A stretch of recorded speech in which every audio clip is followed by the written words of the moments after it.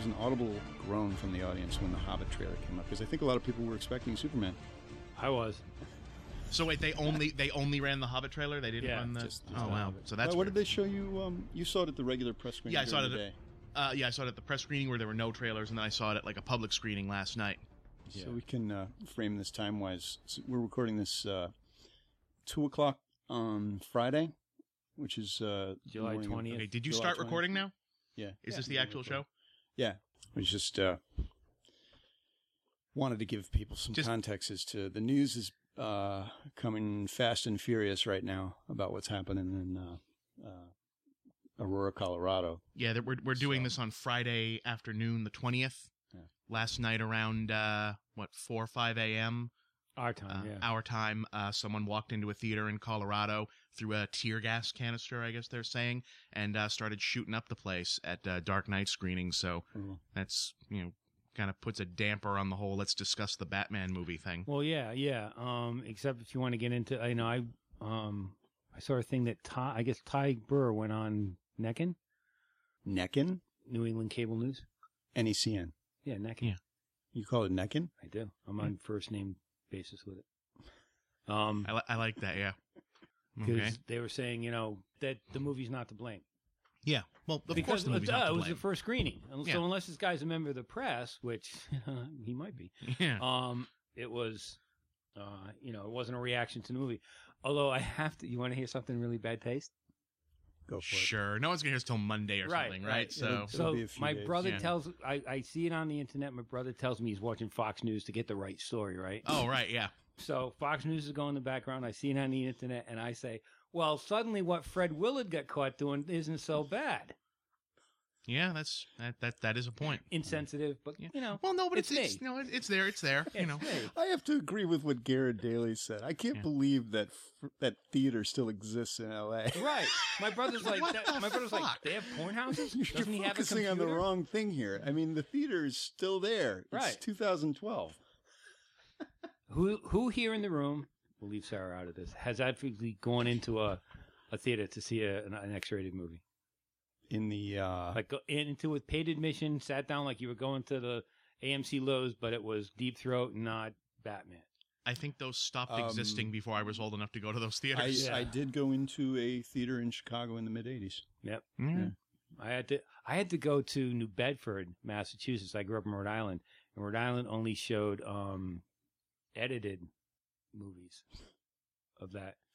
They would put like a giant heart over anything or an X on, People would be like, oh yeah, we know why you went in there, Steve. But you know what? It's like, it was a curiosity. It was like, oh my God, this is frightening. Every time I got caught, I would say that. That's your dad's hat, isn't it? I'm curious. I just feel scummy thinking about it. Yeah, but just the once? Just the once? Just the once. What'd you see? I didn't stay for the whole thing. You probably said something like I'd be making it up. I don't even know what it was. You probably saw something like Bra Wars or something. Some tie-in for Star Wars. Yeah. Oh, God. Theaters. Anyway, that's a bit of levity on a very dark day. Yeah, I just felt, it was just horrible. Yeah, I mean, I got home from the thing, I turned on the TV, and it was like, holy shit. Yeah. This isn't good. No. So, I mean, on any number of levels, and all because now this was going to be like the big movie people were talking about for like the next 10 weeks or whatever, and now it's going to be like the whole damn year. It's going to be like connected. It's history now. Yeah, it's connected to this movie for forever. Because everyone on the news can't wait to drop the name in. Yeah. They can't say it's at a theater in Colorado. It's a theater showing Dark Knight Rising. Right. It's the big block, the Dark Knight Massacre. That kind of thing. Right. All that stuff. Things will probably, the news This is a cursed fucking trilogy. I mean, think about this. Both times the big story surrounding the release of one of these movies is some horrible tragedy. Yeah. Yeah. What was the first movie? Heath Ledger dying? Yeah. The first movie. What, Batman Begins? Yeah. Katie Holmes was in it? Yeah, that was a crime. That was a crime. So I heard you boo when her picture showed up in this one. Was that about the time? No, that was Maggie Gyllenhaal's picture. Oh, was it? That was around the time of the marriage, I guess. I think that was a little before. Might have been. I don't know. See, and now look what happened. I didn't plan that bad taste joke, by the way. That just popped right in there. So what just popped in there, Ray? Well, I guess we can say what we do know is they've canceled the Paris premiere. Yep. They've canceled all press interviews with cast and crew. Yeah, that makes sense. And I don't know if I was recording when you said this, Bob. You said that they are it's on the table that they may cancel all screenings. It's on the. I mean, I'm sure everything is on the table. I mean, it's the first most obvious thing to do is just say, oh, well, get it out of there right now. But there's no point in that. I mean, I don't think there's I understand why they might want to sensitivity to people or whatnot. Right. We do know that they've yanked the trailer for Gangster Squad from theaters. That's gone. And that's because the money shot of that trailer is guys shooting guns from the opposite side of a movie theater screen and then walking out into the audience. So you're not going to see that trailer again ever. It's online right now, I'm sure, but that's going to be the spider web between the twin towers. Yeah, the Spider-Man. You'll never hear, never see it again. Well, legend, you'll never see it again until 2 years later someone invented YouTube, and now I can watch it now. Right. But it wasn't on the DVD or anything. But yeah, this is not great news. No, and I'm hoping that takes a bit of the happiness away. Not like it's a happy movie to begin with. Not that it was a great film, but it's Batman, and everybody's excited to see a big film, and it's fun in its way. It is. It's not. I was bored. I was so bored in this movie. I take it you're not a fan of sort of the entertaining gestalt that goes around with gestalt surrounding a big film.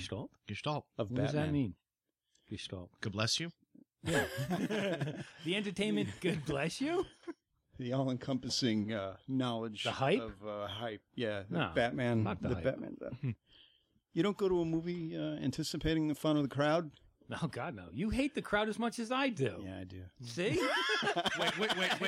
Wait, which crowd? Not Steve. Wait, which crowd? The crowd with I have my certain pet peeves. The crowd of all the other critics, or the crowd of an actual crowd? Because the crowd of other critics, and I love the other critics. You're all great guys. You're all great guys, but we are the most miserable people to watch a movie with because we're cranky. Comedies? Oh my God, comedies! Because we're cranky and we're there at work, and half of us have our little sort of a give and take. notepads I mean, out. Well, we're lucky because we have an opportunity to see the film in a very quiet environment.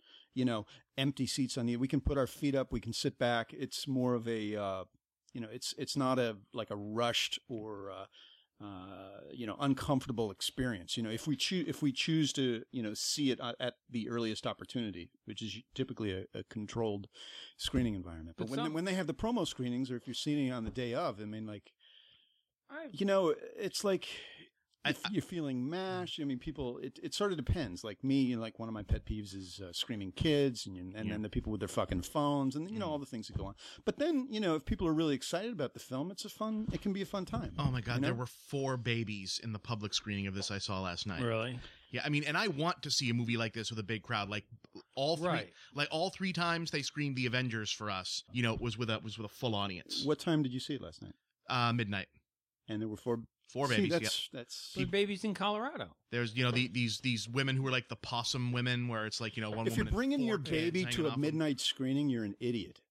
And I say this a lot, and people get mad at me because when I worked at a theater, I would say, "What the fuck is with these people and the babies?" Yeah. And people would say it's look at me like I'm the worst person in the world, saying it's Bob, not everyone can afford a babysitter. And I said, okay, first off, if you don't have enough money that you can't afford both a sitter and a movie theater, or if you don't live where there's no one that you would trust around your kid, you have problems other than not being able to afford this movie. Yeah. People say, I can't afford a sitter. No, what you can't afford is a movie ticket. Right. Priorities. Right.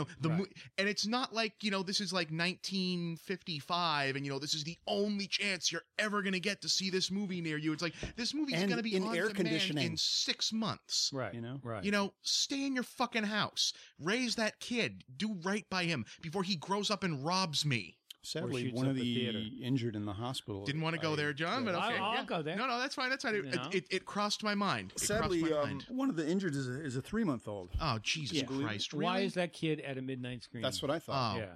Well, now I feel like shit for even bringing up the baby thing. God no, damn. but we see it all the time, especially at promo screenings. Oh, shit. Hey, you know what? You know what else we will not see advertised ever again is God Bless America. Uh-huh. Like that trailer is done because that was half that trailer. Oh, shit. Have they said, did they get into the guy's apartment yet? Last time I heard, they was trying to find an unusual way of entry. They didn't want to go through a window or a door because they could be booby traps. I'm paraphrasing. Apparently he did. Like, yeah. I'm paraphrasing, but the authorities did contact his mother, and they got a quote from her saying, "Yep, you got the one. You got the guy." Huh. Well, then at least we're not going to go through the usual business of 1,000,001 people with it's like, man, you never would have seen it coming. Bullshit. Yeah. You always see it coming because I've seen shit like this, and it's always like, well, I don't know, but it's like, yeah, you know. No, you knew. And I have no trouble with putting this dog down. Yeah, no. Fuck this guy. Yeah. None Fuck whatsoever. Him. Yeah. Yep. So. But about the movie. I was just thinking, as we're sitting here contemplating, looking off into the distance, I'm thinking we got to get to talking about our frivolous ass job. Yes. I'm going to, let's ask Bob, because Bob's really, this is his bailiwick. It's in his wheelhouse. That's why. It makes his we defer to Bob rise. sometimes. What? Batman? It is a gestalt. Right? I never get a chance to use that word. Let me. I like a little bit of brine in food. It's a little gestalty. Does Bob would Bob want to know where we're coming from? What are they? Before no, you guys go ahead. You guys go ahead. I've got like 2 shows for this. Right. Oh, I've got major issues with this film, but I thought it was very entertaining though. But I've got my first pet peeve. Disappointing. Yep. Why can't you give us a burger? I can understand what the fuck he's saying. What? Why can't you give me a burger? I can understand what the fuck he's saying. What? You know what's great is if you do that impression just by putting your fist over your mouth, you do look like Bane. I know. And he does. Plus, I think many people... Tom Hardy. Tom Hardy is a good actor. He is, yeah. And when you only see his eyes... And his eyes are good. Like, he's... I'm not getting anything, though. And then the movie would give me this. I'd be like, I can't understand him. I literally could not understand sentences he was saying. It was worse before they fixed it. Like this terrible ADR mix that it's like... I'm going to sound nerd for a minute here, but like I can only imagine that they did this on purpose, but like the way they've mixed Bane's voice in this is it literally sounds like there's another movie playing. That's exactly what I was going to say. It sounds like it's coming from another movie. And I don't know. And I mean, like this is. It's like when you'd watch the old spaghetti westerns and the actors who could speak English would be speaking English and it would sound naturalistic. You could hear their voices echoing off of the things around them. And then the actors that they had to dub from Italian or who just didn't have good speaking voices or whatever would sound like they're laying right on top of the soundtrack. I don't know if I can simulate it, but like one guy would be going, well, yes, of course. Yes. And then another guy would sound like, it's like, yeah, sorry. It sounded like you could see the guy talking into a microphone. I mean, it was sort of outside itself. What it is that if it has to be digital audio editing and Bane's audio track is on top of everyone else's in the mix. I don't know how they did it. Because I can only assume they recorded Tom Hardy speaking on set because the first audio that they have out of this when they first showed clips and the internet freaked out because you couldn't understand what Bane was saying. Right. And now he's got this thing where you can get the gist of it. Right. But it's. I get what they're trying to do, that he's this big hulking bruiser guy, but he sounds like Art Goldfinger. He has this really posh British accent. Like this giant diesel puffy. He's not so much like the usual like muscle man thing where it's like this giant jet guy. He's kind of like lumpy. Right. He looks like one of those world's strongest man guys when they have that contest, and they don't look like Lou Ferrigno. They look like some guy that like is a bouncer. Right. But they can throw a full beer keg over their head, and he's it's like I am Gotham's reckoning. I am here to watch you die. And it's a little bit of Sean Connery. I get what they're going for. I get what they're going for, but it doesn't work. Well, and the other takes thing you out is, of the movie. From reading the comics, they don't explain really why Bane has this thing on his mouth. Well, there's a couple throwaway lines like, "Oh, it reduces the pain." What pain? Well, when he's punching the shit out of his face, you can hear and when they're putting it back on, like, okay. It's a respirator of sorts. We're going to spoil it. Just hold on. Can we spoil the shit out of this? Yeah. Spoiler warning from here on in. pretty We're much gonna be spoil the talking whole about goddamn. later on, I plan on spoiling the whole goddamn thing. But when Batman's punching the shit out of his face towards the end of the week, which is great, that Batman needs someone to tell him that the guy who has this mask on his head all the time, that the mask might be a vulnerable place to punch him. Right. This is like Batman's big strategy to beat Bane is, oh wow, punch him in that elaborate thing stuck on the front of his face. I didn't think of that before. It was just one of the many moments where I got weary of rolling my eyes. Yeah. And I mean, Batman's just punching the shit out of his mask, and you can see like the little cables are coming loose, and it's going psst, psst. So I guess the idea is that it's giving him like some kind of morphine, it's like pumping gas into his face. As a fan of the character, we know, I think a lot of us just sort of assume that this was the reason for his strength. But apparently, isn't it in the comic book? Isn't it some kind of liquid he injects or something? He becomes bigger and bigger. In the comics, he's got like a controlled steroid drip hooked up to his back, so he can forcibly raise the size of his muscles until Bane is a stupid character, but he's. In the comics, anyway, he's just I never liked Bane. He came along at a time that was sort of in the comics. Right. Would you say that Bane, as he exists in the comic, was sort of brought in at a time at a low point? Well, it was a high point sales-wise. Bane is, just for context, we really don't know Batman comics. Bane is only well known because he's the guy who nearly killed Batman in the comics when DC was doing these whole run of stories where good guys would get like killed or half killed by bad guys, and then they'd get replaced by a darker version of themselves and then come back again. They did this story called Nightfall where they'd say, okay, here's this guy who's finally going to kill Batman or break his back, as it was in the thing, because unlike Superman, Batman can't just come back from the dead. Right. Well, he did eventually, but not in this one. Is that like Bane in the comics is a South American prison guy who has been experimented on to like basically turn into he's like the Incredible Hulk as a luchador. Right. Is the idea. But he's also, and they get this in the movie. It's funny, you should see his masks. Yeah, in the comics he's just wearing a lucha libre mask and a black tank top. He actually the version of him in Batman and Robin, the George Clooney, which was a terrible like character version of the character. Looks a lot more like Bane does generally in the comics. But like this is a good version of it, but like Bane, other than being the guy who beat Batman, is not interesting.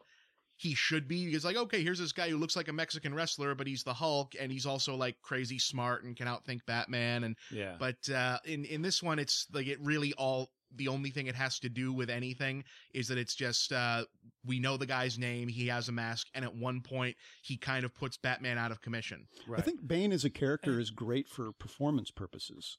Yeah, he looks cool, and it's nice to have a hand-to-hand fight in a Batman movie. Until you remember Christopher Nolan can't shoot hand-to-hand fights for shit. This is something that they're just going to punch each other. Yeah. Well, the punching isn't each other? That's kind of what it comes down to, and it's not very visceral in this movie. No, I mean, it's really. It's fucking dull. It's like it's covered in, I don't know, like tracking shots. I mean, this is Bane. He's supposed to throw Batman through the freaking wall. Do you remember Warrior? Was it Warrior with Tom Warrior Hardy? with Tom Hardy? Yeah. Great fight scenes. Yeah, he can fight. Yeah. Those were well shot, and those were just two guys in shorts beating the shit out of each other. And Christian Bale can fight because I own Equilibrium. I know these two guys fight. The problem is that in Equilibrium, he's not wearing, 80 pounds of rubber armor that makes him functionally immobile. Yeah. Bob, can I get to the issue that's really bothering me here? Oh, please, Steve. Okay. It's your show, man. I'm the guest. So in this third movie, the legacy of Harvey Dent is really what's overcast in this film. And what's happened is they've passed something called the Dent Law, right? Is that what it was? I think it was Dent Act. Yeah. The Dent Subtle. Act. And basically what this does is it doesn't allow criminals to be paroled. Yeah. It's real. Well, they're really vague about it because they say at the beginning, thanks, they're like the first hour of this movie is exposition that really could have been conveyed in so much of this movie is just actors turning to the camera and explaining plot information, character motivation, there's a lot of it. Story metaphors. Half this movie is, no, Master Wayne, you see, this is what's going on. It's like a metaphor, and here's the explanation for the metaphor. Oh my God, Alfred. But the thing is that it seems that society had just like gone lock and step with this law. Yeah. And for 7, 8, 9 years, I don't know how long it was going. They say 8 years. Crime has been cleaned up in Gotham. Yep. Which in this film, Nolan really doesn't hide the fact that it's New York. You actually see the structure. It's There's not a couple fake buildings stuck in there, but yeah, it's really what I always saw it as sort of this weird combination of Chicago and New York. And wasn't the first this is one pretty in obvious in Chicago? New York. The first one they shot in Chicago. The second one they shot in the first one they shot in, I don't even know. The second one they shot in mostly Chicago for like the exteriors. This one's in Pittsburgh, I think. Yeah. Hence the Raiders players. In the football team. The Steelers are just kind of. So the response here, Yeah. there's a response here to the Dent Act is that crime is virtually non-existent in New York. There's no reason for Batman. Batman is destroyed by the death of Maggie Gyllenhaal's character, Right. and he is retreated to Wayne Manor, where he just lamely walks around with a cane for fucking 8 years. Yeah. Nothing. Yeah. And this is Batman. Yeah. Yeah. What He's is he? sad, What is he? A see? pussy? He's sad. Yeah, kind of. Well, I mean, it's it's not for nothing, but like Batman is, and like I don't want to be like the guy who says, it's like you didn't get it exactly like it is in the comics, because it is a different interpretation and fine. I don't want to be that. I don't want to be that guy. But if there's one, like there are ways to completely misunderstand a character. If he can stop being Batman, he's not Batman. It's a compulsion. He convinced himself of his own irrelevancy, and that's not Batman. I mean, it's like Batman's going to be there regardless. You know what I mean? He's going to be taking care of shit regardless. And it's like this stuff got to him. And if nothing else, I mean, like the when they usually do like the Batman versus Superman difference, the difference is Superman shows up when something bad happens. Batman goes out and constantly looks for something bad that might be happening. Right. So this is a major. It just seems like I won't say misunderstanding, because it's their own version of it. Fine, but this is like the biggest overhaul to Batman in this whole series is this idea that he's only going to go out if something bad happens. That's not the way it works. It seems like he was so hurt that he just became like so self-involved. And yet he doesn't seem to be that much of a recluse, because he's still in decent shape. Yeah. They keep saying, oh, he's been beat to hell, but that seems to be a rouge. But not in shape enough to stop Catwoman from stealing some jewels from the Wayne safe. I mean, I think he lets her is the idea there, though, because he's like interested or something. Yeah. It's all very vague. Here's my argument. This is when I was writing my review. I was like, you know what? This shouldn't have been made. They should have stopped it too. Yeah, Two had the classic ending where Batman made the ultimate sacrifice to take all the blame for everything on his own shoulders. Yeah. And make Harvey Dent a saint. Yep. And he rides off. Yeah. And it ends like that. That's perfect. You had great villains, great story, everything worked. No need for this. Yeah, and it's anything after this is just dribbling down your leg. It's the same problem as like the Matrix sequels, where the end of the Matrix clearly was meant to be the end of that story. Right. And I mean, they were planning to make 3 movies, fine. But like the end of The Dark Knight is Batman riding into the sunset. That's the end. Right. The story, like I'm sure there's places to go with it, but in this one, it's just, okay, now let's drag back some stuff that we said was finished in Batman Begins, but now really isn't, because we're making another one. Right. And just sort of like the big thing they've come up with is, what if the bad guy from the second one had the same plan as the bad guy from the first one? That's basically what they've got is another, hey, let's, turn Gotham down around itself, but now instead of ninjas, it's, heavy-handed references to Occupy Wall Street. It's interesting though that you've got the extremes, and then Batman's in the middle. You've got Bane, who basically wants to blow everything up, and then you've got Commissioner Gordon, who's all about order, and then like Batman is like caught in the middle, basically trying to figure it out. But then Anne Hathaway shows up. Yeah, and I'm smitten. Yeah, she and not for the reasons that I mean, obviously, yes, Anne Hathaway is gorgeous, yes, right, and she does that catsuit proud. Yeah, and Anne Hathaway fills out a vinyl suit very, very well, but she's not as I think if anyone other than Christopher Nolan had directed this, I think it would be a different sort of thing, because he seems completely uninterested in sex or romance, which is unfortunate, because there's 2 romantic plots in this movie and neither one of them work at all. Right. But like, she's not, like in Batman Returns, Catwoman, the camera is just all over her. And in this one, it's just kind of like, no, she's hot because Anne Hathaway's incapable of not looking like that. She's actually an interesting, she really nails the femme fatale thing. She has a very controlled demeanor. When she's on screen, it works. It lights up. There's energy there. Even if Christian Bale's like, and all that. Even though, the scenes where, there's Selena Kyle and her roommate ripping people off, or just Holly little things. Robinson. But then suddenly, she has the ability to ride the bat cycle like she was born on it, with its crazy wheels. Maybe she was doing some snooping around and got the schematics for the bat cycle. That's all I need is a line of dialogue saying, hey, I've been snooping around. But suddenly she straddles that thing and she's off. Yep. Like, wow, that doesn't work. Which looks kind of hard to drive. Yeah. But okay, it's a Batman movie.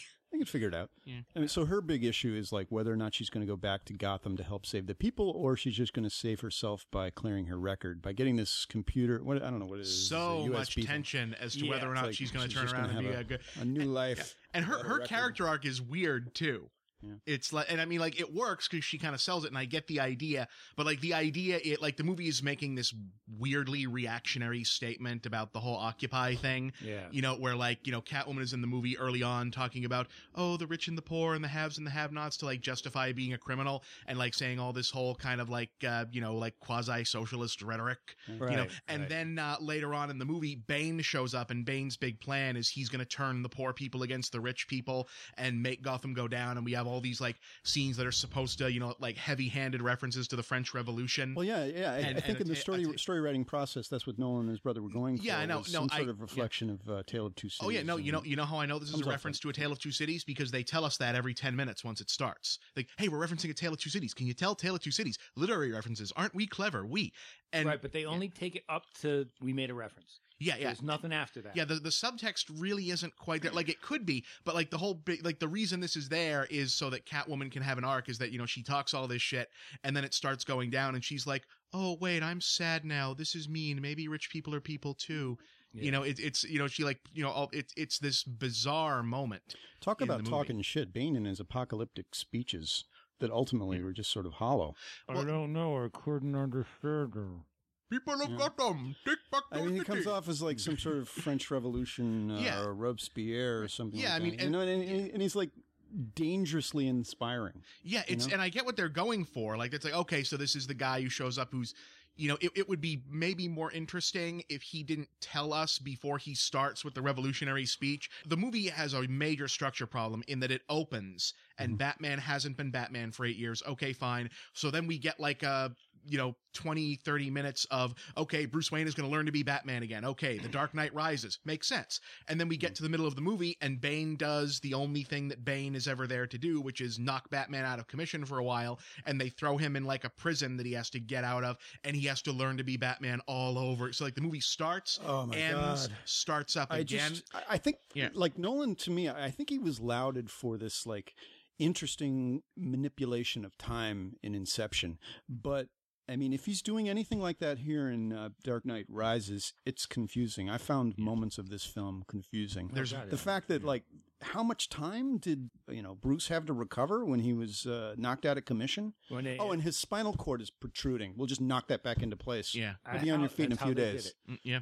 It's this weird, it's weirdly structured. Like, it feels like they, I don't want to cast aspersions. It feels like they didn't really know what they wanted to do. Cast away. Well, I mean, like, I don't want to, like, you know, well, clearly this is what happened. What it looks to me like is that, you know, they have a story that they want to tell about this, about, you know, where this is going. Right. And they have to keep giving the logical explanation of things. So, like, okay, it's 8 years later. Okay, fine. So everyone's a little older, so we can do this. But it's 8 years later and nothing has happened, and they have the excuse of this whole Dent Act thing for like a Patriot Act type reference. Right. And, you know, nothing has happened. And then we found, okay, wow, what was the Dent Act? You know, what, you know, cause it's treated like, oh wait, something really shifty went down. Right. And it's basically, organized crime can be held without parole. I'm like, you know, I don't know much. I'm no criminologist, but I'm pretty sure that, you know, locking up gang members and not paroling them doesn't stop like muggings and street crimes from taking place. It didn't stop apparently the rich from getting richer, and something like gain to be able to gain a following. And I'm Commissioner Jim Gordon, and I've been carrying this speech for 8 years. Oh God! Okay. The spoiler. In effect, a major part of this plot turns on the idea that Jim Gordon is going to go up to a podium on Harvey Dent Day, you know, and go, and then that he's written a speech that he's going to blow the lid off the whole thing and tell everyone the truth about what happened and, you know, end his career because he's feeling guilty. Yeah. And then he gets up there and then doesn't do it, and then, the camera pans down to him, like, tucking it into his coat, just so we know that's there, and I'm like, okay, so someone's gonna take that, because they're telling us where that is, and then, like, one scene later, he gets caught by Bane, and now Bane has the speech. I'm like, wow, that was amazingly convenient. Yeah. Because if this whole thing that Bane could not possibly have known would happen with writing the speech and putting it in his coat, Bane's plan never would have worked, so yay, coincidence. Well, there are so many moments like that when the young eager beaver officer. That's Joseph Gordon-Levitt as John Blake. He actually has the most interesting arc in the film, I think. He's great until his arc ends on a fucking punchline. Yeah, but there are so many little moments through his arc that you're like, really? Yeah. Oh, I guess we'll see him at the end of the movie. Yeah, he's good. He's good enough that I was buying it, but like when his introduction to I'm Mr. Cool Guy is showing up on Batman's doorstep and saying, "Hey, Bruce Wayne, I know you're Batman," and you're like, "Wow, this guy must be like a great detective. How do you figure that out?" Oh, I met Bruce Wayne once, and I looked in his eyes, and I could tell he was Batman, and I was like 12 at the time. Fuck that. Yeah. What happened with his career at the circus? I don't know. Well, it's okay. You know? Yeah. Okay. So the just for reference's sake of this, because we warned you on spoilers, this goes through the whole movie that this guy is like Batman's like little helper guy throughout the whole movie, and towards the end of the movie, they consummate their love. When when they're doing this whole fake out where we think Batman is dead. Yeah. And he's not, and he's really not, because that would actually take some balls. Do you believe that final scene?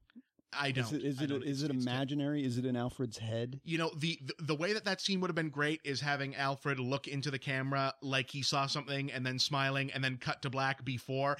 Like that would be like this movie's equivalent of the spinning top in Inception. The whole audience would have been, "Oh God, Bob, what's he looking at?" Even if Batman jumps out of the bat, right, and that thing goes sailing off into the horizon by itself, well, no, he does. We know from atomic energy that everybody in Gotham/Manhattan is still going to die from cancer in 20, 30 years because they're all exposed. No, but they said it was out over the water. The city's not affected. That's it's a movie atom bomb. It doesn't matter. Yeah. Well, it's a neutron bomb. I don't know if neutron bombs have like a half-life the same way that a traditional atomic bomb has.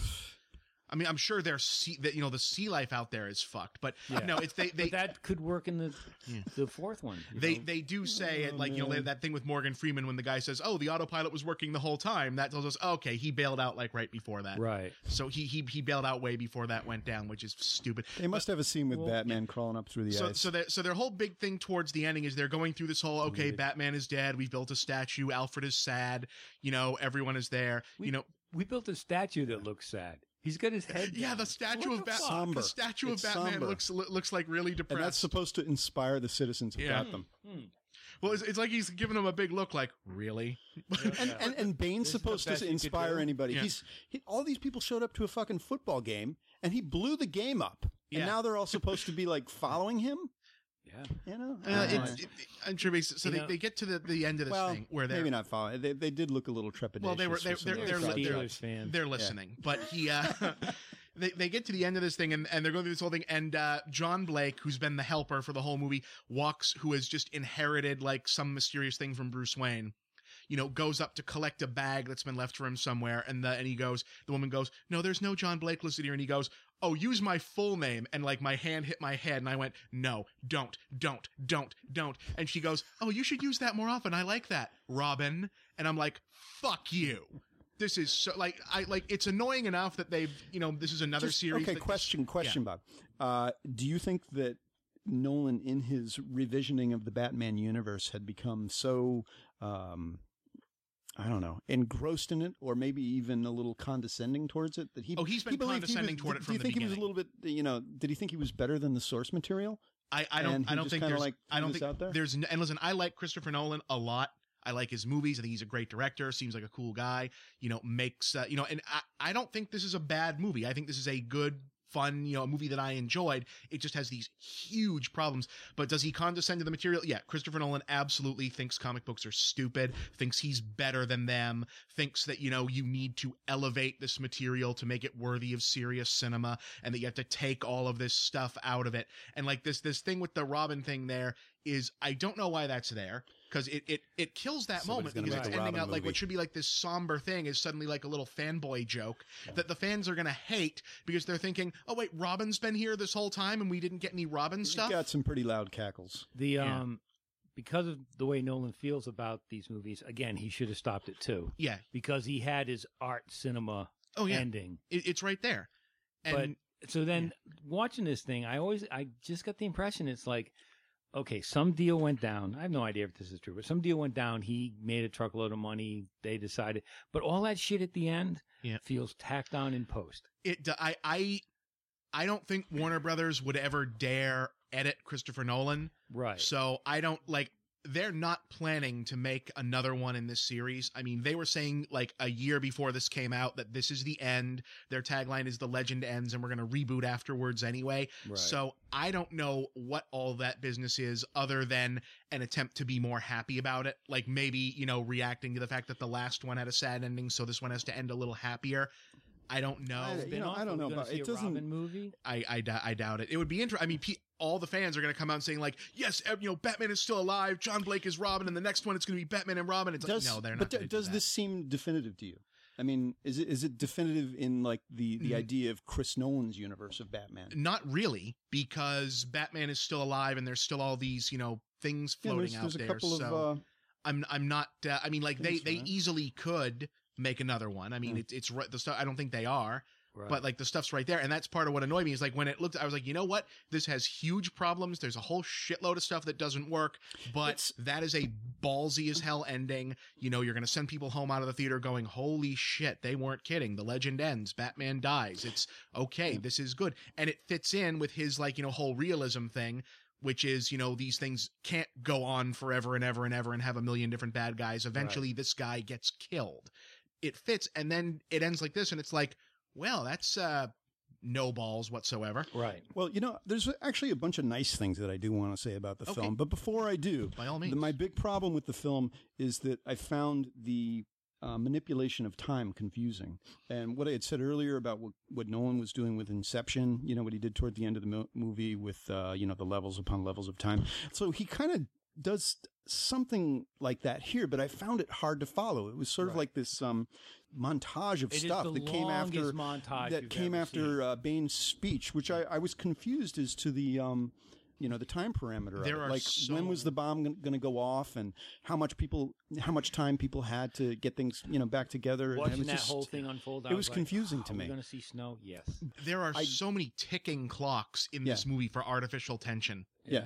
But so when Bane set the clock and it looked like it was going 60, 59, it looked like they had an hour or something like that. Right. Maybe I guess that was days or something. It was like I don't 55 know. days. But, but I think that the countdown clock is. But I kind of have faith that in seeing it again, that I just didn't follow it correctly the first time. That maybe Nolan really is good at doing what this what some people have called controlled fragmentation, these scene by scene breakdowns. I've seen it twice. The ticking clock, there's there's the whole 8 years later thing, fine.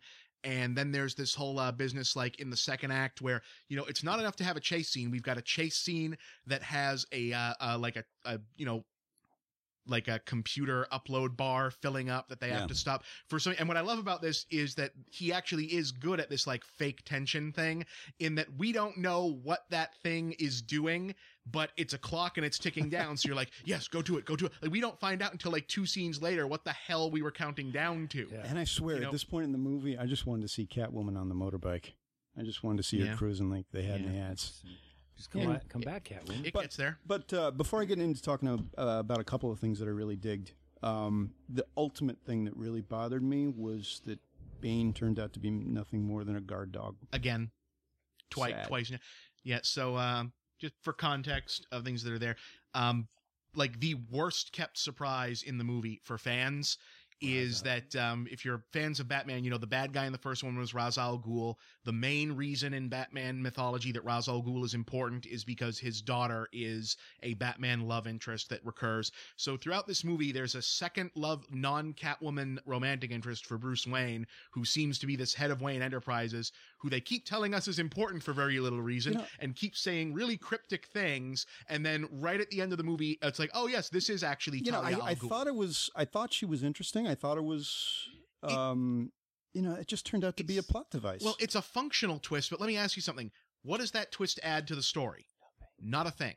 I mean, like, it's a cute thing. It's like, oh, by the way, this person was a bad guy, but like the city is still going to be destroyed, and it's still going to be destroyed by Ra's al Ghul's pissed off kid. It's just that the person we thought was Ra's al Ghul's pissed off kid is working for Ra's al Ghul's pissed off kid. Right. Like, it changes her character. It doesn't really change Bane at all. Like, No. it should theoretically make him more interesting because, like, oh, okay, he's not actually the hard ass who got out. He's the person who protected the hard ass that got out. Right. And it's like, okay, maybe that theoretically makes you more sympathetic, but we've never seen any extended interaction between these people. Like, we're told, again, this movie is all tell, no show. Right.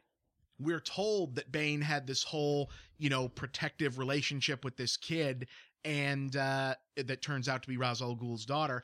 And we never really see it. We're just kind of informed that it's there, and she kind of tries to sell it at the end. So goodbye, my friend. And I'm like, okay. Right, because And there's that scene where they try to humanize Bane, where she's putting the plugs back on his mouth. it works because he's a good filmmaker, and it's like, wow, the relationship that I'm imagining, but that doesn't actually exist in this movie. Right. This is very moving. You guys, we got to talk about some stuff that we digged about the movie. We just dumped on it for 50 minutes, Well, no, and I wasn't not entertained. Well, I mean, there was wasn't some really entertained. cool stuff. Well, you The know bat- what the problem? If I can, that plane was fucking cool. yeah, no, the That was insanely bat, cool. the bat, this movie's version of the bat plane, And the way Batwing. the effects team has brought this to life on screen is, I mean, it looks so corporeal. It looks so real. yeah, it looks It's good. fucking awesome, and it rocks the theater.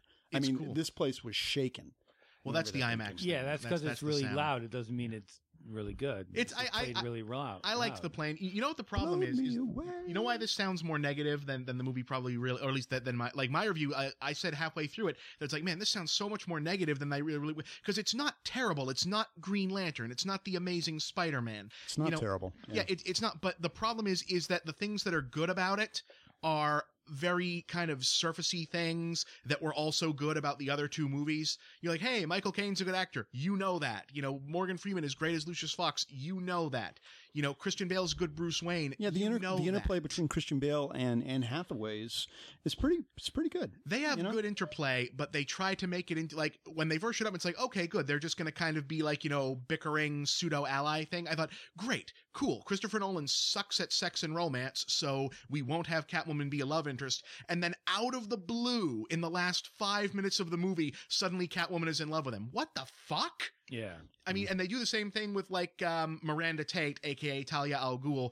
They sleep together once and are sort of like business associates that know each other. And then, she turns on him, and it's supposed to be like, you can see in Christian Bale's face, this is supposed to be like, oh my God, this is such a huge betrayal from this person I've known for about 3 months and that I banged once. Yeah. John, you must have been at least, well, that's nice. Matthew Modine. Boy, is he aged poorly. He's had work done. Has he had work done? He looks like he's had work done. He wasn't not right for the film. No, he's good. He's good. Caswell. The thing is, when he showed up, But I know how much you like Matthew Modine. Mission Quest, and this is or Vision Quest. Mission Quest. Now, Vision Quest. What I'd am I like to talking look about? this up, but because I think this is true, but if not, this is possibly not true. That the guy playing the mayor, the Gotham City has this guy playing the mayor who's wearing a lot of guy liner for some reason. Right. Yeah. Now, I believe he was on a Fox TV show called The Tick that was a parody of superheroes. He was the Mexican. Yeah, where he played a Mexican superhero named Batmanuel. So there's a connection. And right I'm glad there, you brought right up the eyeliner. He's wearing guy, which is not a bad thing, but like, I mean, like, are they?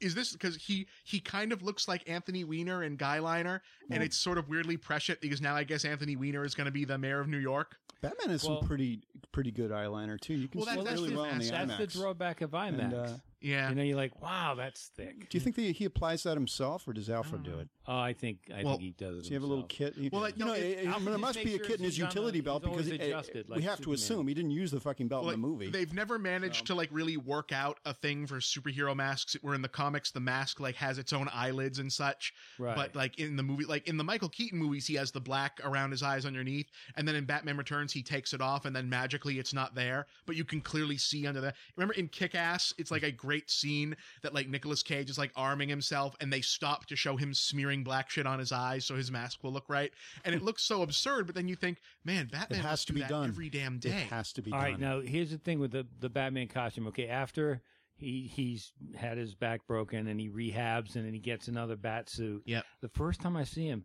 he almost looked I hope this is the right word, encephalitic. He looks like his head is swollen, like disfigured swollen. There's a lot of puffy heads in this movie. Yeah. And I don't want like there's this whole thing that's running on Twitter right now of people who are like big into bodybuilding, like looking at Tom Hardy's physique in the movie and claiming it's like, oh shit, estrogen relapse, he's off his cycle or something, because I guess he got really huge on Warrior. Right. I don't know anything about steroids. Right. But like even in like the first Batman Begins, like people call Christian Bale Fat Man in that movie because he was like so huge in that movie. And I mean, Christian Bale's one of those guys who gains and loses weight like crazy for movies. And like even I said, and I'm not an expert on these things, but like when they had that whole Christian Bale freaked out on a stagehand or something thing on the set of some movie, they said, oh man, this guy, everyone else said, man, this guy has anger issues. So I was thinking like, man, HGH is a hell of a drug. So Steve, what else did you like about this movie? Other than the Batwing? I liked the armory. I like the armory scenes. Okay, the Batwing. Remember when they brought out the tumbler in the first movie? Yeah.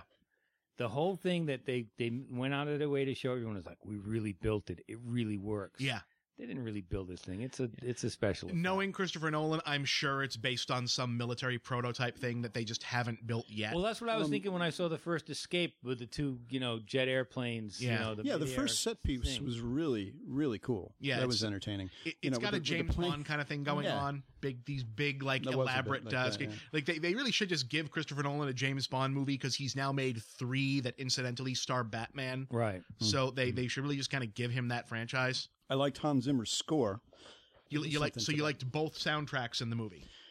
Yeah, there's really if there's one thing about these films, it's the sound mix. There's I'm a sucker for that stuff, there's like 2, except for this Bane voice here, bits of music in the movie. There's the Batman theme and there's the Bane theme. Like there's that are just played constantly. And the movie could have taken a turn to be something even really more affecting when Bane and his cronies took over the stadium. Prior to that, I mean, we knew it's the ticking bomb situation, with Alfred Hitchcock people at the table. We, the audience, know that the bomb is under the table and it's going to go off. Yeah. Here, the table is the stadium and the bomb is on its way to the stadium, which kind of just a tangent. Why the fuck would any police department have like 600 fucking police officers marching down one road at a time? Where they could just be, taken out, whatever. Well, that's the hand-to-hand combat scene at the end. Well, because they're doing that to fight, Bane's army, which is all, just the way they get trapped on. Probably not the best strategic move, but it really did look cool. Well, they said send everyone into the tunnels to look for Bane, right? So they did. Well, I just want to say really quickly in the stadium scene, right before the shit goes down, when the kid sings the national anthem, and that's the Oh my God! Shut that kid up. Shut that fucking kid up. It got a little emotional there. It's worth it because they anger's an emotion, right? Because they cut from the little cherub singing God Bless America to cut back to Bane, and he goes, that's a lovely voice. I'm like, okay, that's funny. The movie does have some, I guess this would have been one of the more lighter movies from Christopher Nolan. There is some humor in the film. Is this Christopher Nolan's worst movie?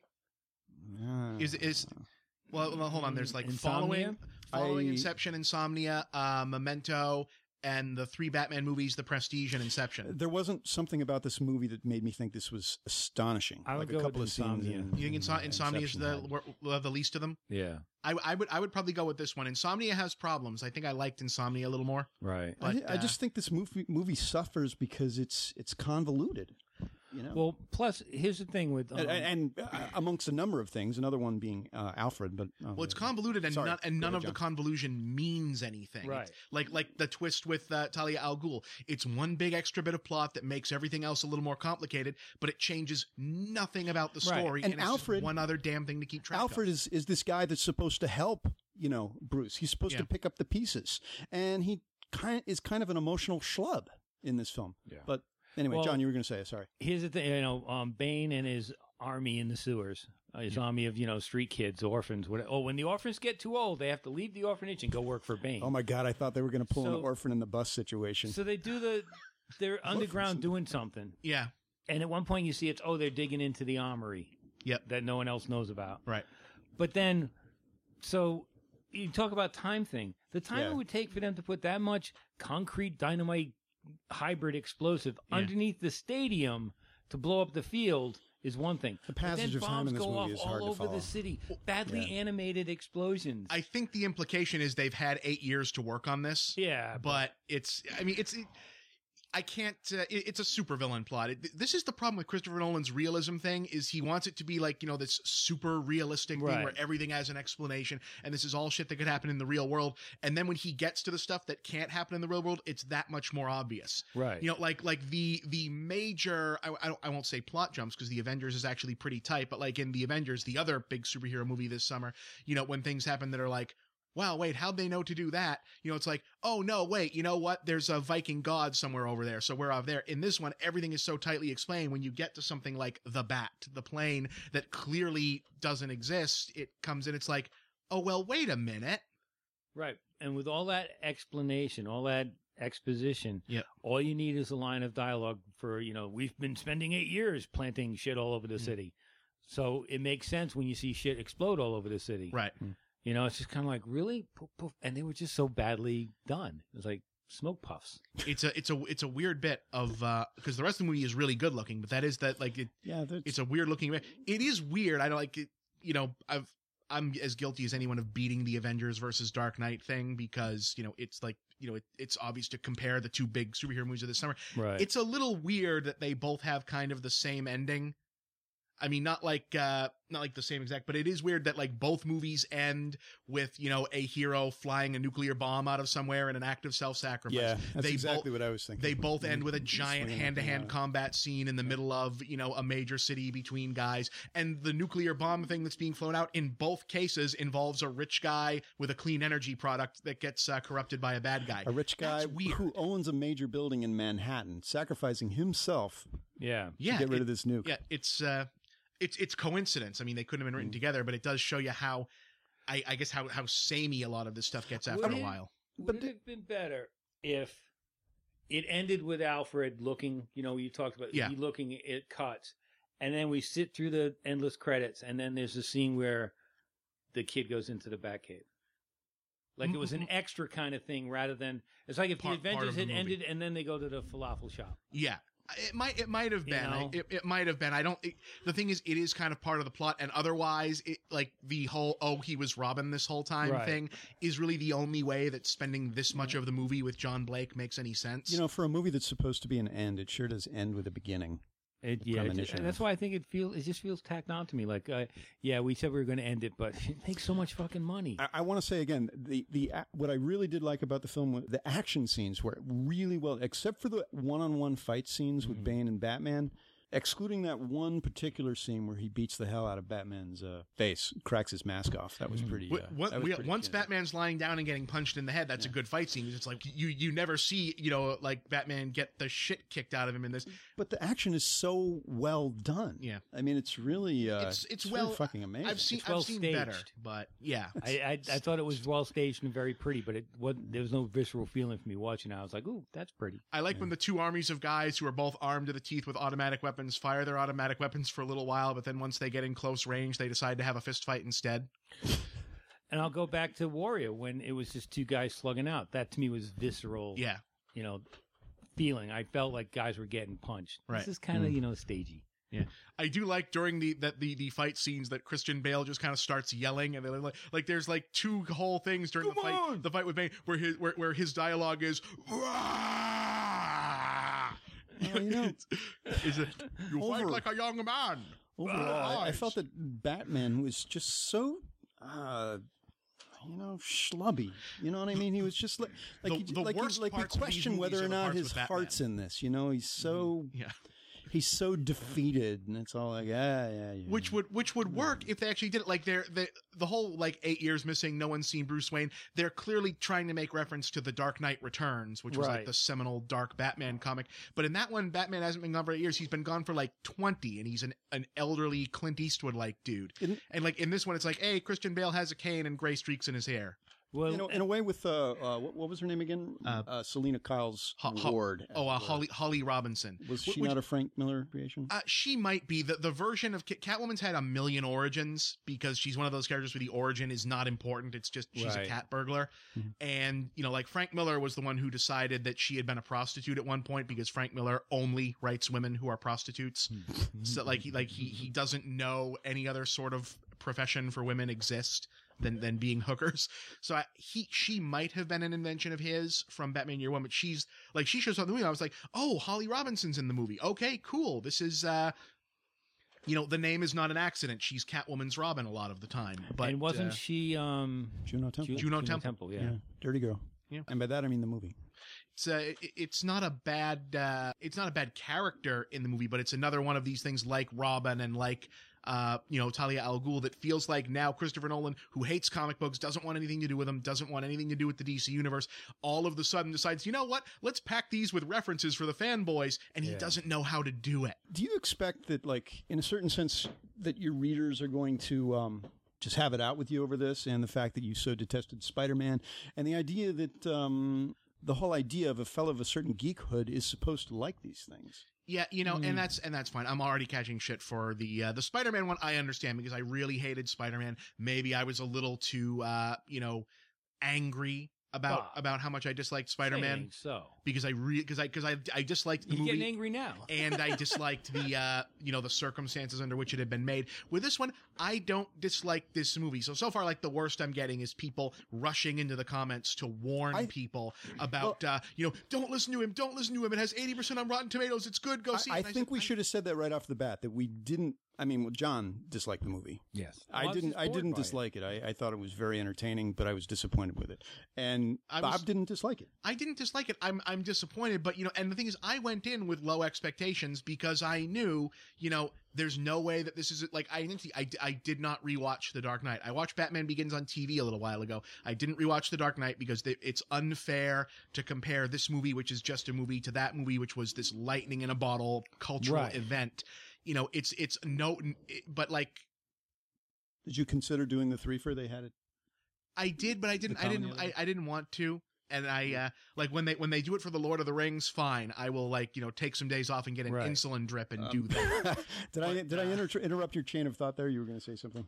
Well, no, it's just like on a basic technical level, it's not as good as The Dark Knight. The story's not as tight. Things don't fit together as well. The twists and surprises in this are mostly superfluous. Right.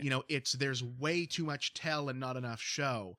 Things that we could have learned on our own anyway, that might have been really interesting surprises, that like the reveal that Bane is working with the League of Shadows from the first movie should be this big kind of, oh, holy shit, those guys are back. That was some really like ninja army stuff from the first movie. And instead we get from Alfred talking to Bruce Wayne, oh, by the way, I did look into Bane and he was trained by Ra's al Ghul and the League of Shadows. And I'm like, oh, well, okay. I mean, I kind of figured that from the trailers, but, man, wouldn't it have been interesting for us to find that out later on? Especially because I can't make up my mind whether the Robin thing or this is the stupidest scene in the movie, but in Christopher Nolan's completely and utterly realistic, non-fantasy version of Batman, Batman has a conversation with the ghost of Liam Neeson in the beginning of the third act of this movie. And it's... and again, they're playing around with, again, this is playing around with fan expectations, and he's in the prison and he's feeling bad for himself. And as he's hanging up there, like they've got him hanging from ropes to realign his spine. Oh my God, those scenes were absurd because his back should have been broken multiple times. Right. Every time he felt, at the bottom of the rope there, his back just should have gone snap. And also, has he been passed out on the 37-hour flight from wherever the hell Gotham City is to what is clearly Morocco, where they've left him, or somewhere? But so he's hanging up there, and then and when we hear Liam Neeson's voice, and then out of the shadows walks Ra's al Ghul, and he says, I told you I was immortal. And, half the audience, like at the posting I was at, people went, oh, holy shit, they're going to do it. The Lazarus Pit. Ra's al Ghul really is immortal. And instead it's Christian Bale talking to his imagination of him, which fine. I don't expect him to be really immortal in a Christopher Nolan movie, but the hallucination gives him information that he could no way have figured out. Bob, the passage of time in this film is painful. Yeah. It's it just fuck it, just fuck it. And at 2 hours and 45 minutes, that's the passage of time. Yeah, that's a passage of time. I wasn't completely uninterested, but much of that was made up with the idea that I'm trying to follow this. Would it be too much to ask for like John Blake to grow some facial hair in the 5 months? I mean, and I'm not expecting total realism here, but they keep hitting us back in that it's been 5 months since Bane took over Gotham. It's been 5 months since Gotham's been under a warlord. Who's picking up all the trash in Gotham? And they didn't do it. They brought it all the way down to like 1 day. Then 1 fucking minute. Like they didn't solve this in the first couple of days. You know what I mean? It doesn't feel like 5 months are passing there. I mean, Jesus, they treated it like the fucking taxes. Thank God April the rest 15th. Of the world just said, fuck it, I'm not doing this. Yeah. Until William Devane shows up. The president. Yeah. We will not negotiate with terrorists, but we recognize realities. And I'm thinking, no, wait a minute. This isn't the regular DC universe where everyone just kind of fucks off because a guy in a mask took over a city with a nuclear bomb. We have like methods for dealing with this shit. Yeah. They have other ways to do this. We certainly wouldn't just take Bane at his word that he's going to keep this all in the city. Yeah. Bob, how many stars would you give this film? Would you give it a thumbs up or a thumbs down? Where do you fall? I think it's a solid thumbs up. I would say 2.25. Like 3 stars feels too generous. Like I feel like it's a 3-star movie because it's exciting and the score was good and it looks good and I didn't hate it and it doesn't feel like the passage of time sucks, but I didn't feel like 3 hours of movie had passed, which is basically what it is. Yeah. So I was engaged. So I would kind of say it's a 3-star movie, but there's just way too many. Like while you're watching it, it's a 3-star movie. The minute it's over and you go, hey, wait a minute, it's like a 2.5-star movie. I had to take an aspirin for the eye rolling. Sarah asked me on a 10-point scale what I thought, and I said, 6, maybe 7. I mean, despite everything that we've said here, I mean, I still found it very entertaining. John, what would you give it? I didn't have anything. I gave it 2. 2 out of 10. Wow. Oh, if we're going up to 5, then I'll say I was just bored. I was just bored. I've seen this shit before. It's pretty, but there's nothing there for me to latch onto. Here's the thing. If they make another one, I don't think they're going to make another one, but if they were to make another one, do you care? Like if actually, shrug, big shrug. Yeah, I'm not interested, and I should, because I am the audience that should be looking at this saying there's a Robin now, and Batman is out there somewhere, and they can get someone back, and they can have all of those other villains that Christopher Nolan's not interested in. Maybe that the Penguin can show up. Yeah. But I am so like when they said a year ago that when this is done, we're just going to reboot it and, try to bring it in with this Justice League movie we want to do. Right. And I thought, oh, thank God. Because I'm so, I really enjoyed these movies. It's a solid trilogy. He wouldn't work with the Justice League. But here's the thing. I'm done. I was done after Dark Knight. Now with this one that has nothing else to say about anything. So I'm done. I don't need any more of this Batman or this universe or these characters. And I was done with Superman after like 3, and that was pushing it. Yeah. And now, we've been through a reboot already, and now there's another Superman reboot. Well, Superman Returns was trying to be a sequel. It was trying to be a sequel to like the original Superman movies. It had the. It was just a barely disguised homoerotic love poem between the director and his star. And I think we're done. Anyway, yeah. Thank God I got. Unless anybody else has anything to say. Our thoughts and prayers with the victims of the incidentally related Colorado shooting. Back to that myself. I guess, yeah. Yeah, that's bring it full circle. You can listen to all of our episodes online. We're at post-movie.net, and you can follow us on Facebook if you like us. That would be cool. It's always good to get a like. And if you can leave us a review on iTunes, we still have 9. We still have 9 reviews. Cool. Is 9 cool after 2 3/4 years? Yeah. People who are listening to this, when we balance it against our financial income from this thing, we made $1 so far. That would be so awesome if you could leave us a review. People who are listening to this because I linked it from my blog, please go to iTunes and leave them a review. Please. We would be inestimably grateful. It takes like 5 minutes. Just go ahead and do it. Can you get them to give us money too? Maybe do that too. Yeah, sure. It's just hook these guys up. The review is like money to me. Yeah, just get it. Really? It'd be awesome. Money. Get it. It won't pay my rent, but tweet this to your friends. Get them to listen to this. And if you have anything you'd like to say to us, send us an email. We're at contact@post-movie.net, or leave us a note on Facebook. That'd be cool. Yeah. And Bob. Yeah. Thanks for joining us. Oh, no problem, Steve. Man, I forgot to ask you at the beginning of the episode where readers can find you. Where people who haven't actually listened to you or read you before, where can they find you? You can find my reviews on Escape to the Movies on every Friday at escapistmagazine.com. Also, The Big Picture on Tuesdays at the same website. Sometimes those go up early. You never know, but it's at the website, escapistmagazine.com. I'm sorry, escapistmagazine.com. You can find my reviews at moviebob.blogspot.com and also get other commentary there. Watch The Game Overthinker on screwattack.com, updated whenever we can, and The Game Overthinker at blogspot.com. And check out American Bob on YouTube. Cool. He had to take a breath. That kills me. Cool. You can put my credentials on the head of a pin. Are you going to have multiple outlets, John? You got to fan out. Cover your bases. No, not until fan out. Until next time, I'm Steve Head. I'm John Black. So long, everybody.